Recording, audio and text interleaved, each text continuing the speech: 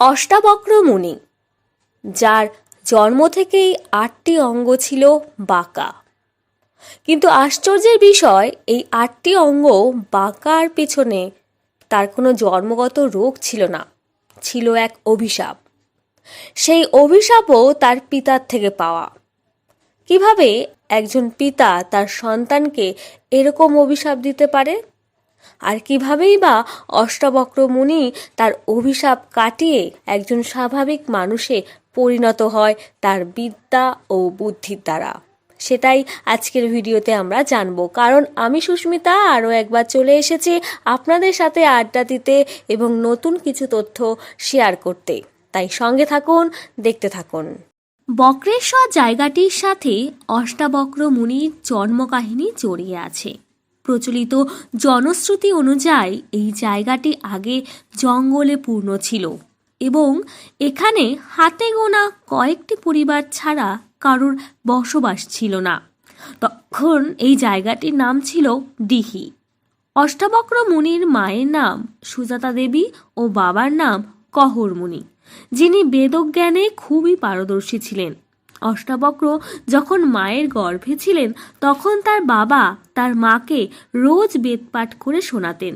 গর্ভে থাকাকালীন রোজ বেদপাঠ শুনে তিনি জন্মের আগেই বেদ সম্পর্কে ভালো জ্ঞান অর্জন করতে পেরেছিলেন।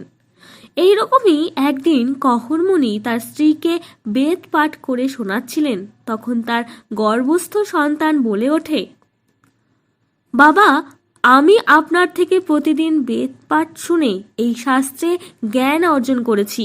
আজ আপনি অন্যমনস্ক হয়ে ভুল বেদ পাঠ করছেন। আমি বুঝতে পেরে আপনাকে জানাচ্ছি। এই কথা শুনে মুনি খুব অপমান বোধ করেন এবং তার গর্ভস্থ সন্তানকে অভিশাপ দেন, তার অষ্টাঙ্গ বিকৃত হোক। এরপর সেই সন্তান শারীরিক প্রতিবন্ধকতা নিয়ে জন্মগ্রহণ করেন ও তার নাম হয় অষ্টাবক্র। এইভাবে দিন কাটতে থাকে। সেই সময় জনক নামে এক রাজা ছিলেন। তিনি তার রাজসভায় শাস্ত্রজ্ঞ পণ্ডিতদের আহ্বান জানিয়েছিলেন ও ঘোষণা করেছিলেন যে যে তার রাজসভার শাস্ত্রজ্ঞ ব্যক্তি বন্দীকে পরাজিত করতে পারবে তার অভাব থাকবে না। এই ঘোষণা শুনে কহর মুনি অভাবে তাড়না থেকে মুক্তি পেতে সেই রাজসভায় উপস্থিত হন। কিন্তু রাজার সভা পণ্ডিত বন্দির কাছে কহর মুনি পরাজিত হন এবং শর্ত অনুসারে কহর মুনিকে জলে ডুবিয়ে দেওয়া হয়। কালের নিয়মে সময় এগিয়ে যায় আর কহর মুনির ছেলে অষ্টাবক্র বড় হতে থাকে। অষ্টাবক্র মাত্র 12 বছর বয়সেই সর্বশাস্ত্র বিষয়ে পণ্ডিত হয়ে ওঠেন।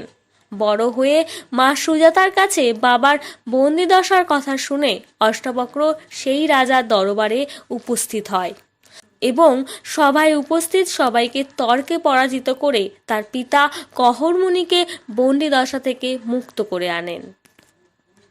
সন্তানের এই সাফল্যে মুনি খুব খুশি হন এবং আশীর্বাদ করেন সমঙ্গ নদীর জলে স্নান করে তার অঙ্গ বিকৃতি দূর হবে। সমঙ্গ অর্থাৎ সমান গতিতে বয়ে চলে যে নদী। এই রকম জলাধারের খোঁজ করতে করতে অষ্টাবক্র দিহি নামক গ্রামে এসে হাজির হন। এইখানে ঘুরতে ঘুরতে পূর্ব দিকে জঙ্গলের মধ্যে তিনি 8টি কুণ্ডের সন্ধান পান। তিনি লক্ষ্য করেন তার মধ্যে 7টি কুণ্ডের জল গরম এবং 1টি কুণ্ডের জল ঠান্ডা। তিনি এই কুণ্ডের জল যেখানে এসে মিশেছে সেখানে জলে স্নান করেন। ফলে তার শারীরিক প্রতিবন্ধকতা দূর হয়। আবার অন্য একটি জনশ্রুতি অনুযায়ী এই জঙ্গল থেকেই তিনি একটি শিবলিঙ্গের সন্ধান পান ও এই লিঙ্গের সামনে গভীর সাধনায় মগ্ন হন।